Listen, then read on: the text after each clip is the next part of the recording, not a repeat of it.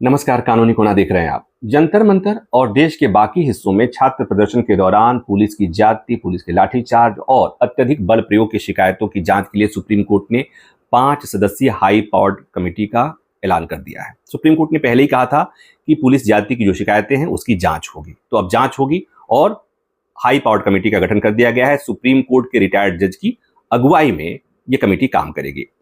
Committee के सदस्य होंगे सुप्रीम कोर्ट के रिटायर्ड जज जस्टिस आर सुभाष रेड्डी।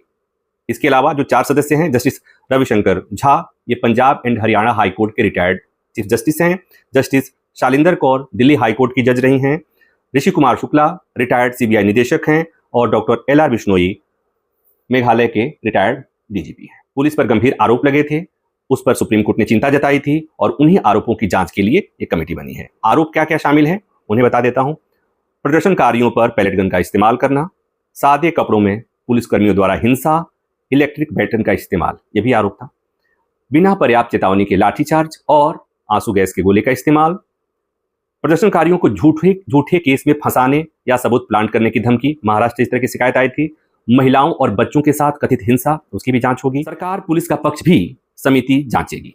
सरकार का आरोप है कि प्रोटेस्ट के दौरान कुछ आपराधिक पृष्ठभूमि के लोग भी शामिल हो गए थे और यह भी कि प्रदर्शनकारियों ने पुलिस पर भी हमला किया था, जिसमें प्रदर्शनकारियों से ज्यादा पुलिस वालों को गंभीर चोटें आई थी। जो कमेटी बनी है वो क्या क्या जांच करेगी, तो प्रदर्शनकारियों पर अत्यधिक बल का प्रयोग हुआ या नहीं, पुलिस कार्रवाई कानून या जरूरत के अनुपात में था या नहीं, पुलिसकर्मी ड्यूटी के दौरान वर्दी में थे या नहीं, नेम प्लेट उनका स्पष्ट दिख रहा है या नहीं, और प्रदर्शनकारियों की निगरानी और डिजिटल डेटा का इस्तेमाल करना था या नहीं, मतलब ये न्याय संगत है या नहीं, महिला प्रदर्शनकारियों के खिलाफ हिंसा, उत्पीड़न और छेड़छाड़ के जो आरोप हैं उसकी जांच होगी। पुलिस कार्रवाई से घायल लोगों को इलाज समुचित हुआ या नहीं, मुआवजा मिला या नहीं, इसकी भी जांच होगी।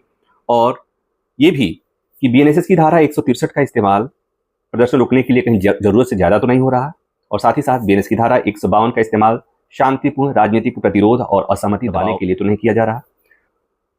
कमेटी पुलिस का पक्ष भी जांचेगी। पुलिस का पक्ष क्या है कि प्रदर्शनकारियों द्वारा पुलिस पर हिंसा किया गया, सरकारी और निजी संपत्ति का नुकसान किया गया, पुलिसकर्मियों को चोट लगी और उनके परिवारों पर मानसिक और भावनात्मक असर हुआ।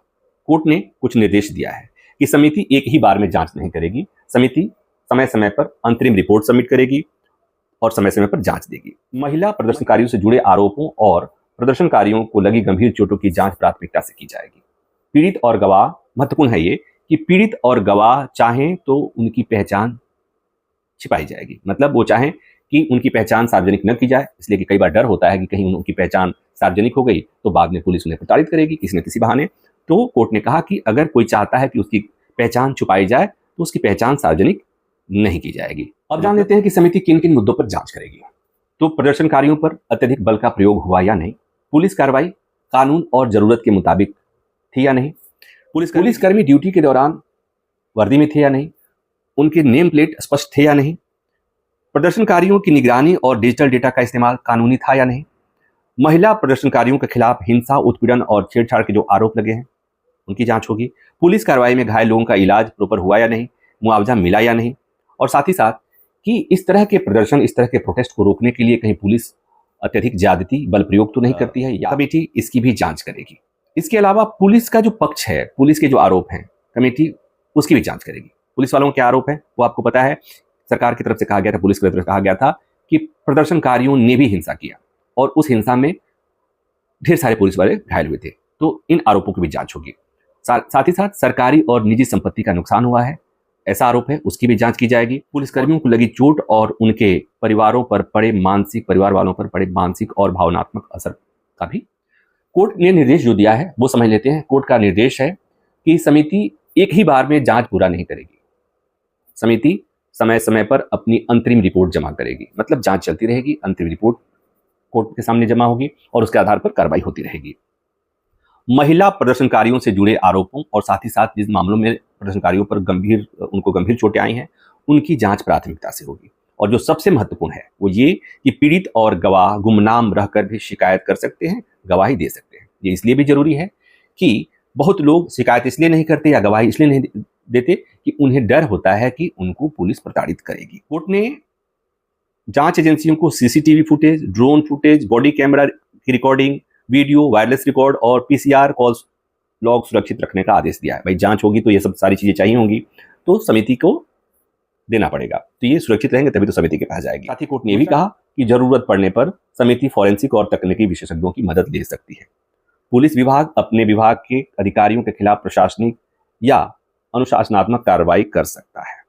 तो ये है आज की बड़ी खबर। लगातार ये मांग हो रही थी कि पुलिस ने बहुत ज्यादती की है, पुलिस ने अत्यधिक बल प्रयोग किया है छात्रों के ऊपर, और इसलिए कोर्ट से ये मांग की गई थी कि इस मामले में स्वतंत्र और निष्पक्ष जांच की जानी चाहिए।